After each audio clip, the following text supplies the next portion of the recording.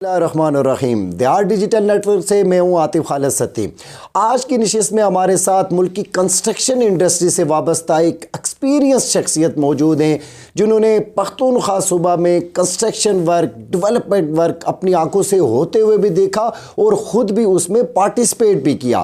صوبہ خیبر پختونخوا کے ایک کلاس کنٹریکٹر 1984 سے اس شعبے سے وابستہ ہیں، جنہوں نے پختونخوا صوبہ میں ڈسٹرکٹ ایبٹ آباد میں ایون کہ کوٹ سرکل کی حد تک بڑے بڑے اور میگا پروجیکٹس جو ہیں وہ اس صوبے میں جو لگائے گئے اور پائے تکمیل تک پہنچے، ان کو اپنی آنکھوں سے بھی دیکھا اور اکثر پروجیکٹس میں انہوں نے خود بھی پارٹیسپیٹ کیا۔ تو آج کی نشست میں یہ ڈیولپمنٹ پروجیکٹس کیسے ہوتے ہیں، کنسٹرکشن کیسے کی جاتی ہے، ڈیولپمنٹ پروجیکٹس میں کون سی مشکلات درپیش آتی ہیں، ان تمام امور پر ان کے ایکسپرٹ اوپینین سے ہم مستفید ہونے کی کوشش کریں گے۔ تو آج کی نشست میں ہمارے ساتھ تشریف فرما ہیں صالح اعجاز کمپنی کے چیف ایگزیکٹو آفیسر جناب اعجاز احمد عباسی صاحب۔ تو آئیے ان سے گفتگو کا سلسلہ شروع کرتے ہیں۔ السلام علیکم سر۔ وعلیکم السلام۔ بہت شکریہ آپ نے پروگرام کے لیے وقت دیا، میں آپ کا ممنون ہوں۔ میں آپ کی موجودگی سے فائدہ اٹھاتے ہوئے، چونکہ آپ کئی دہائیوں سے کنسٹرکشن انڈسٹری سے وابستہ ہیں، آپ یہ فرمائیے کہ ہمارے ملک میں ایک عمومی تاثر یہ ہے کہ جو ڈیولپمنٹ بجٹ ہوتا ہے اس کا 40 سے 50% جو شیئر ہے وہ کنٹریکٹرز کو کنٹریکٹ لینے کے لیے یا تو محکموں کے سینئر آفیسرز کو تحفے طائف دینے میں، یا پھر مقامی MNA اور MPs کو تحفے دینے میں، یا میں سادہ الفاظ میں بات کروں تو رشوت دینے میں یہ پیسہ ضائع ہو جاتا ہے 40 سے 50%۔ تو یہ تاثر کس حد تک درست ہے کہ ڈیولپمنٹ بجٹ 100% گراؤنڈ پہ نہیں لگتا، 50% اماؤنٹ تو ویسے ہی ضائع ہو جاتی ہے؟ شکریہ عاطف صاحب، آپ نے مجھے ایک ایسے پیشے سے میں بھی منسلک، آپ کی بات صحیح ہے رہا کہ جس میں آپ نے مجھے، میرے خیال میں پہلی دفعہ یہ اس طرح کا انٹرویوز ہو رہا ہے جس میں ایک پروفیشنل آدمی کو انوائٹ کیا گیا۔ آپ کا بہت بہت شکریہ کہ آپ نے مجھے ہمیں موقع دیا۔ جہاں تک آپ کی بات ہے کہ اس شعبے میں جو آپ نے فوری طور پہ پہلے ہی جو بات کی، اس میں سچ تو یہ ہے کہ یہ چونکہ میرے خاندانی اس پیشے سے منسلک رہا، پھر میں ایسے فیملی سے بھی تعلق ہے میرا کہ میرا سارا ننیال جو ہے وہ تقریباً 4-5 نسلوں سے ایز اے کنٹریکٹر ہی اس شعبے سے منسلک رہے، ان سے بھی سنتا رہا۔ میرے والد بھی 50 سال 45 سال انہوں نے ایز اے کنٹریکٹر ہی کام کرتے رہے۔ تو یہ آپ کی بات جو ہے اس حد تک تو بالکل صحیح ہے کہ انگریزوں کے زمانے میں ایکچولی اس تعمیراتی شعبے کو انہوں نے ٹھیک طریقے سے اس کو چلنے کے لیے، اس کو سر انجام دینے کے لیے کوشش یہ تھی ان کی کہ کسی طرح ترقیاتی کام بروقت اور خوش اسلوبی سے اور معیاری طریقے سے ہوں۔ تو اس کے لیے انہوں نے یہ ایک پرپوزل دی کہ کنٹریکٹر جو ہے وہ ڈپارٹمنٹس کے سینئرز کے ساتھ، لیکن وہ اس حد تک تھا کہ آج کے دور میں ہم اس کو اتنا اہمیت نہیں دے سکتے۔ وہ 1% آدھا % کا معاملہ تھا کہ چلیں کنٹریکٹرز جو ہے لوگوں کو جن کی سیلریز اس زمانے میں محدود سی تھیں، تو ان کی وجہ سے یہ ابتدا ہوئی سب کنٹیننٹ میں۔ پھر اس کے بعد آہستہ آہستہ یہ بڑھتے گیا معاملہ۔ پھر پاکستان میں آپ کو پتہ ہے جس طرح کے صورتحال بنتی گئی، اس وجہ سے پھر یہ سلسلہ بہت دراز ہوا۔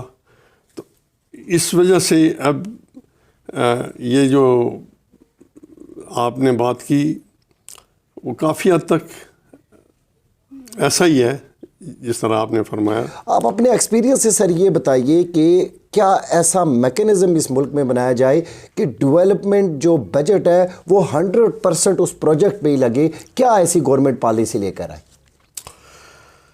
دیکھیے اس میں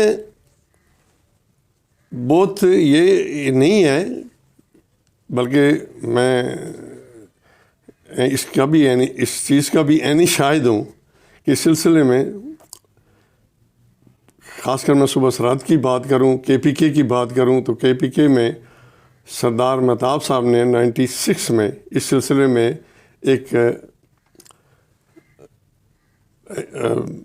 کوشش بھی کی کہ کچھ سینئر افسران سے بھی اور کنٹریکٹر ایسوسیشنز سے متعلقہ لوگوں کو بھی بلا کر کہا کہ مجھے کوئی ایسا پروپوزل دیں جس سے یہ بیماری جو ہے یہ ختم ہو اور یہ معاملہ کسی طرح حل ہو جائے.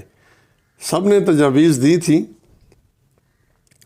لیکن پھر بھی روک تھام میں نے دیکھا کہ وہ بھی پیش رفت کامیاب نہیں ہو سکی. ایک تو ان کے پاس وقت ہی آپ کو پتہ ہے 3-3.5 سال کے عرصے میں یہ کاوش اس طرح نہیں کامیاب ہوئی، لیکن بہرحال کوشش تو ہوئی تھی اس وقت. پھر اس کے بعد PTI کے دور میں بھی پرویز خٹک صاحب نے بھی اس سلسلے میں ایک بھرپور جدوجہد کی. اس میں کچھ پرسنٹیج جو آپ نے ذکر کیا وہ تو نہیں، لیکن اس سے تھوڑی کم ہوئی تھی، لیکن بہرحال جاری و ساری رہی وہ بھی. رائٹ. آپ یہ فرما رہے ہیں کہ جب سردار صاحب CM تھے اور پھر پرویز خٹک صاحب CM تھے، پروجیکٹ کی شفافیت کے لیے جو ہے وہ کوشش ضرور کی گئی. سر اب 1984 سے آپ جو ہے وہ بالکل پریکٹیکل کام کر رہے ہیں. آپ نے کئی دور دیکھے اس صوبے میں، وہ دور جمہوری بھی تھے اور غیر جمہوری بھی تھے. آپ کی نظر میں زیادہ ڈیولپمنٹ ورک کون سے دور میں ہوا؟ KP کی بات کر لی جائے، ایبٹ آباد یا سرکل بکوٹ کی بات کر لی جائے، تو کون سا ایسا دور تھا جس میں ڈیولپمنٹ پروجیکٹ زیادہ آئے؟ دیکھیے اس میں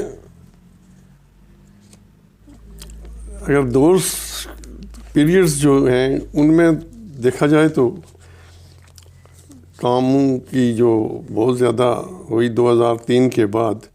مشرف کے جو دور گزرا، جنرل مشرف کے دور میں بھی ترقیاتی کام ہوئے.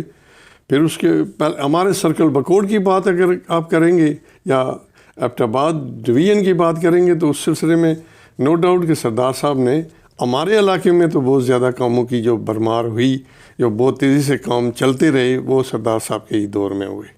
رائٹ. سر آپ سرکل بکوٹ کی آپ نے تذکرہ کیا، میں سرکل بکوٹ کے حوالے سے پوچھنا چاہوں گا کہ سرکل بکوٹ میں ایک میگا پروجیکٹ، ایک بڑی اہم شاہراہ سوار گلی بوئی روڈ ہے جس میں آپ نے بھی پارٹیسپیٹ کیا. سر 1985 سے اب 2024 آنے والا ہے، یہ پروجیکٹ ابھی تک مکمل نہیں ہو سکا، اس کی عدم تکمیل کا ذمہ دار کون ہے؟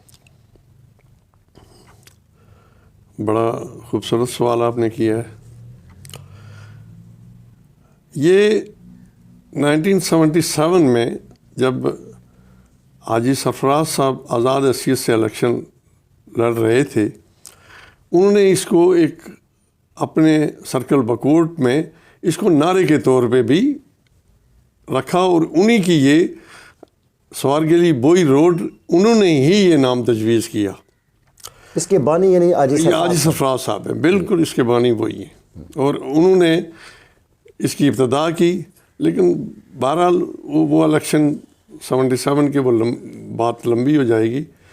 اس کو عملی شکل جو ہے 1985 میں سردار مہتاب صاحب نے اس کی ابتدا کی، چونکہ وہ پروونشل اسمبلی میں بھی تھے اور صوبائی منسٹر بھی تھے، وزیر قانون بھی، وزیر صحت بھی، کچھ اضافی چارج بھی تھا ان کے پاس وزارت صحت کا.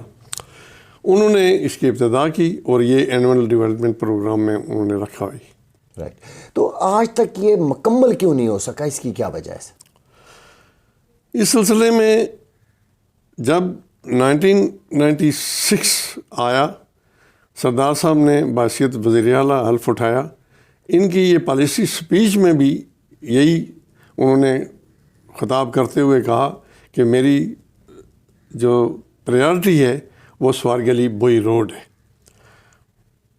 پھر اس میں کوئی شک نہیں کہ انہوں نے اس کی، چونکہ بہت آپ تو وہ میری طرح آپ بھی سمجھتے ہیں کہ بہت ہی سخت پہاڑی علاقہ تھا ہمارا.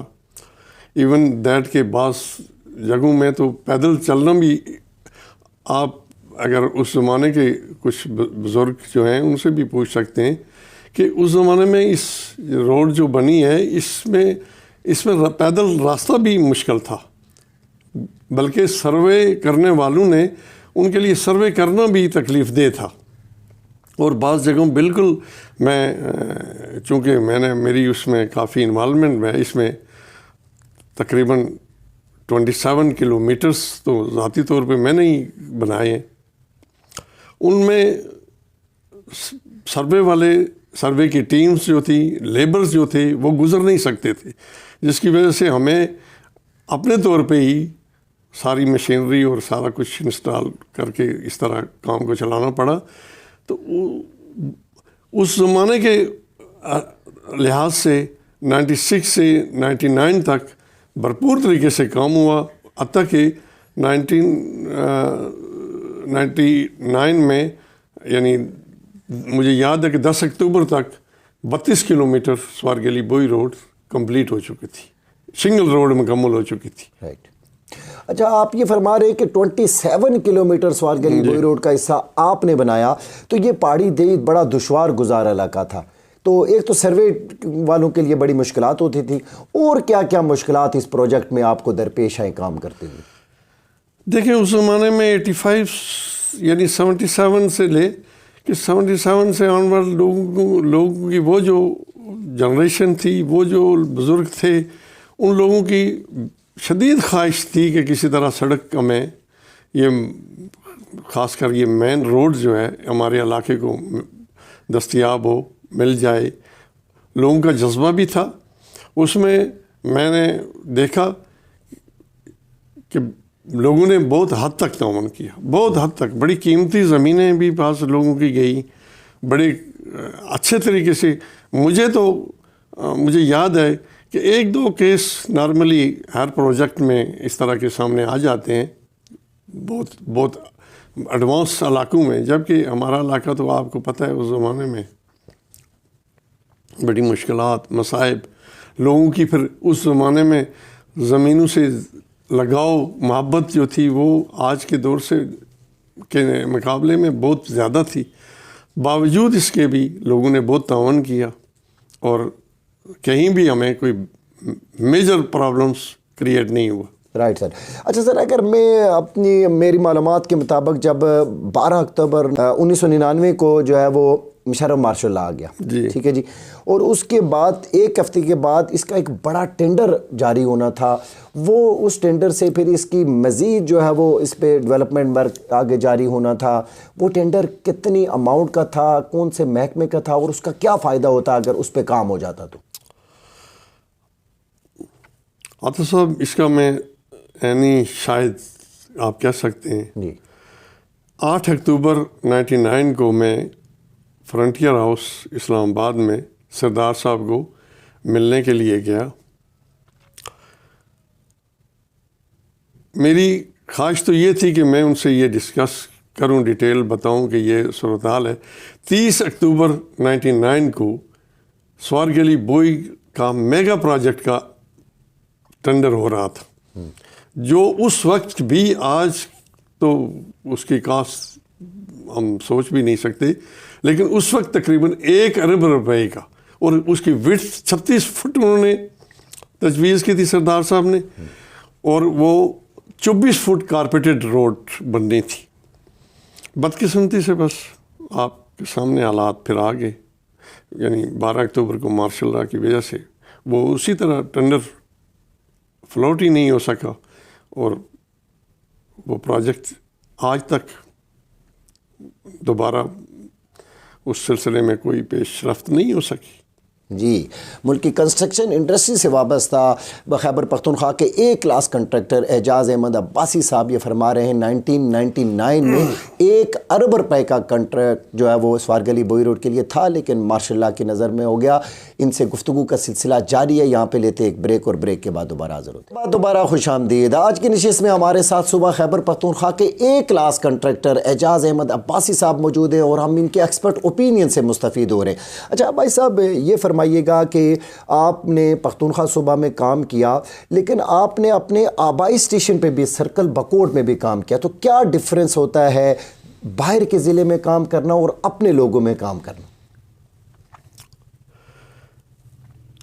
سچی بات یہ ہے کہ جی اپنے علاقے میں کام کرنا تھوڑا ایک کنٹریکٹر کو، جو میرا یہ 38-40 سال کا جو ایکسپیرینس سامنے آیا ہے،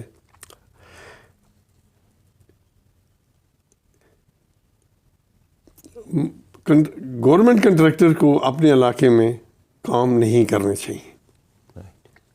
اس میں بہت سی چیزیں مد نظر رکھنی پڑتی ہیں۔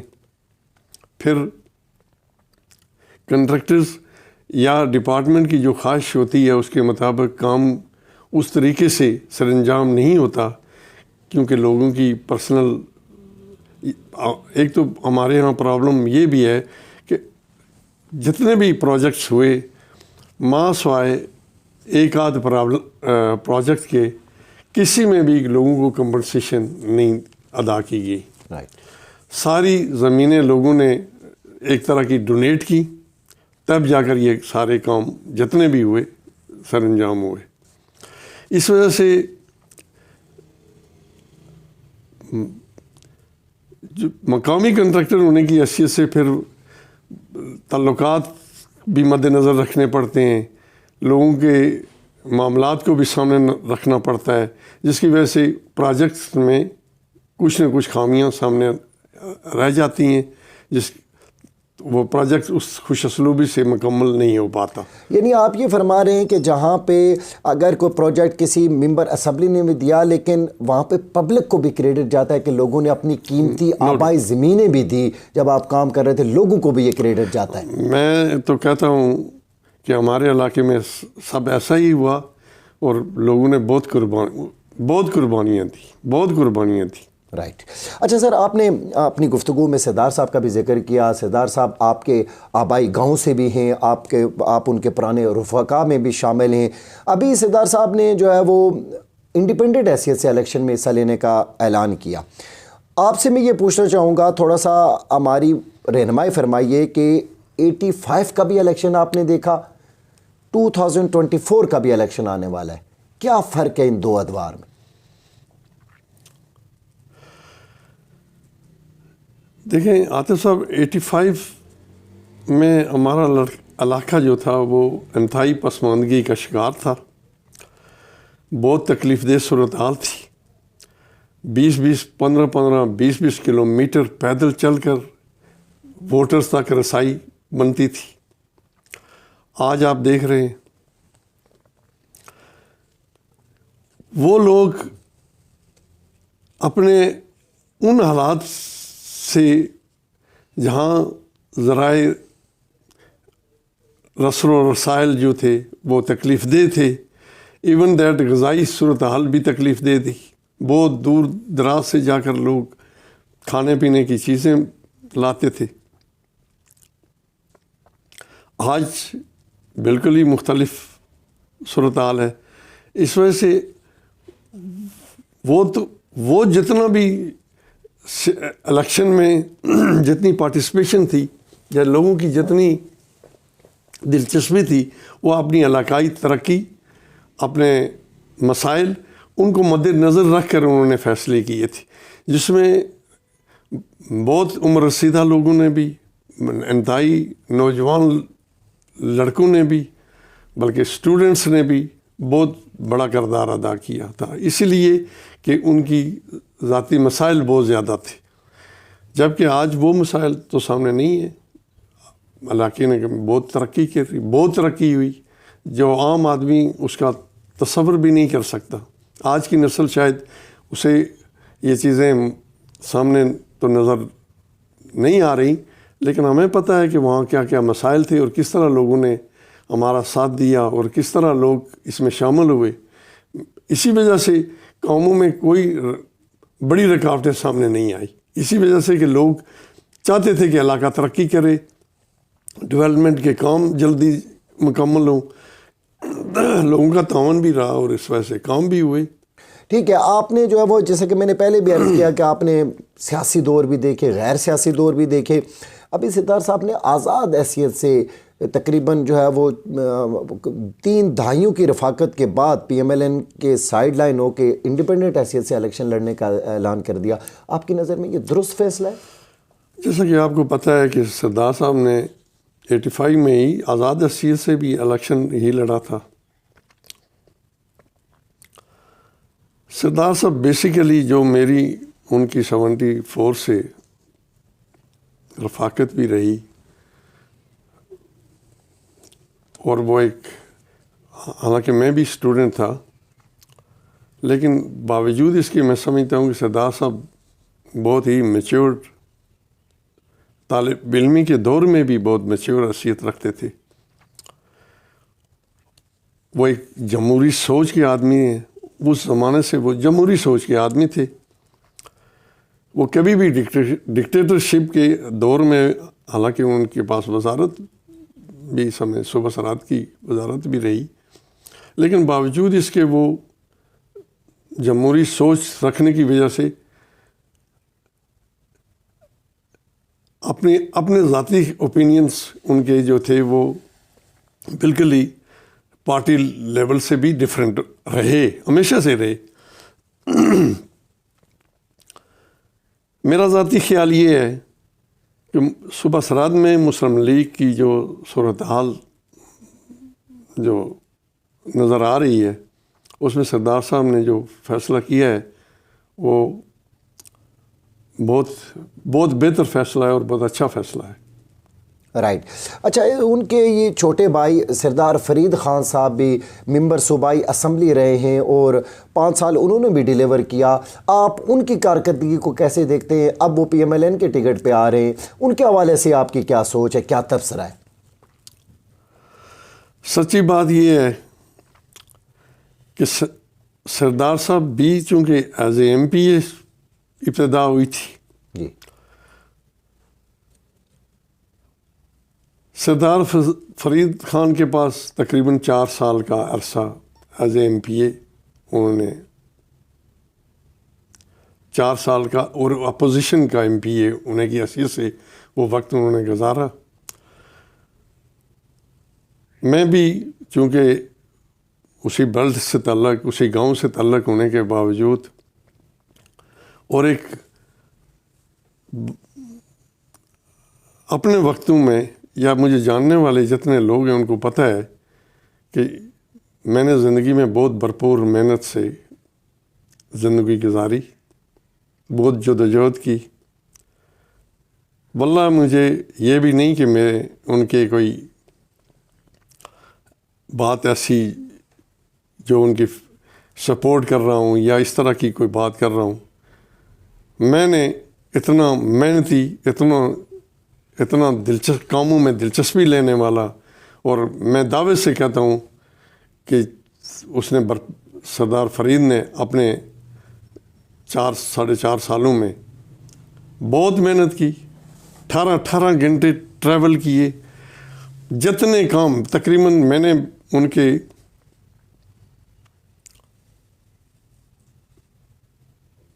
کوئی 30 کروڑ تک شاید کام میں نے ذاتی طور پہ کیے ہوں گے. جن کاموں میں میں خود بر وقت نہ پہنچ سکا, جن کاموں کو میں کام زیادہ ہونے کی وجہ سے, پروجیکٹس ڈفرینٹ جگہوں میں ہونے کی وجہ سے, پشاور میں بھی تھا, نوشہرہ میں بھی تھے میرے اپنے کام, لیکن باوجود اس کے اتنی محنت, اتنی مشقت, اور مجھے وہ بتاتے تھے کہ آج آپ کے فلاں کام میں یہ صورتحال ہے, آج فلاں یہ صورتحال رہی. بہت دلچسپی تھی, بہت محنت کی. شاید ہی ہمیں اس طرح کا ایم پی اے میں نے نہیں دیکھا, اس کے بعد بھی, اس سے پہلے بھی نہیں دیکھا. یعنی آپ یہ فرما رہے ہیں کہ سردار فرید اس حد تک ہارڈ ورکر تھے کہ اتنے زیادہ پروجیکٹ تھے کہ بعض اوقات آپ کے لیے بھی ٹائم دینا مشکل ہو جاتا تھا؟ بالکل مشکل تھا، اور وہ مجھے اپنے کاموں کی ڈیفیشنسیز وہ بتاتے تھے کہ یہ کیا جائے اور یہ کیا جائے، اس طرح کیا جائے، اتنی محنت کی۔ رائٹ۔ اچھا سر، ایک عام طور پہ سردار صاحب کی طرف سے یہ آپ دعویٰ کہہ لیں یا بات کہی جاتی ہے کہ سرکل بکوٹ میں جتنی بھی تعمیر و ترقی ہوئی ہے وہ ان کے دور میں ہوئی ہے، باقی تو کسی کو ایک اینٹ تک لگانے کا توفیق نہیں ہوئی۔ یہ ان کا دعویٰ کس حد تک درست ہے؟ اکثر وہ یہ بات کرتے ہیں کہ سرکل بکوٹ کی ساری ترقی میں نے ہی کرائی۔ دیکھیں 77 سے آنورڈ اگر جو ہمارا شعور کا زمانہ تھا،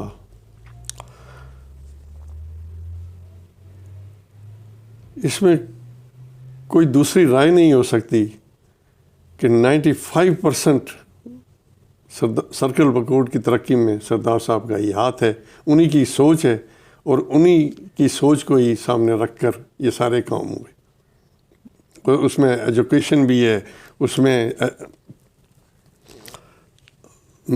ہیلتھ بھی ہے، اس میں کمیونیکیشن کے کام جتنے ہوئے، جتنے روڈز، لنکس روڈز بنی، وہ ساری سردار صاحب کے ہی دور میں۔ آخری سوال میرا آپ سے یہ ہے کہ الیکشن 2024 آنے والا ہے، یہ الیکشن سرکل بکوٹ کے لیے بالخصوص کتنی اہمیت کا عمل ہے، اور بالعموم اس کے ملک پر کیا اثرات مرتب ہوں گے؟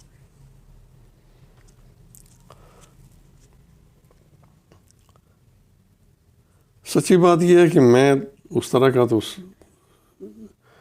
سیاسی آدمی رہا نہیں ہوں۔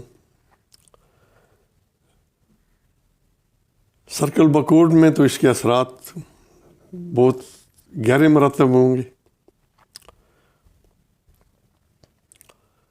ملکی سطح پہ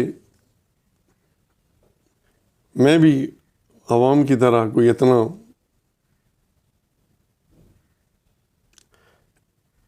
اتنی اچھی رائے نہیں رکھتا ہوں۔ رائٹ۔ میرا ذاتی خیال یہ ہے کہ یہ الیکشن اس طرح کے کامیاب الیکشن نظر نہیں آ رہے کہ کوئی بہتر عوام کے لیے کوئی بہتری کی صورتحال سامنے نظر نہیں آ رہی۔ اللہ کرے کوئی بہتر حالات بن جائیں۔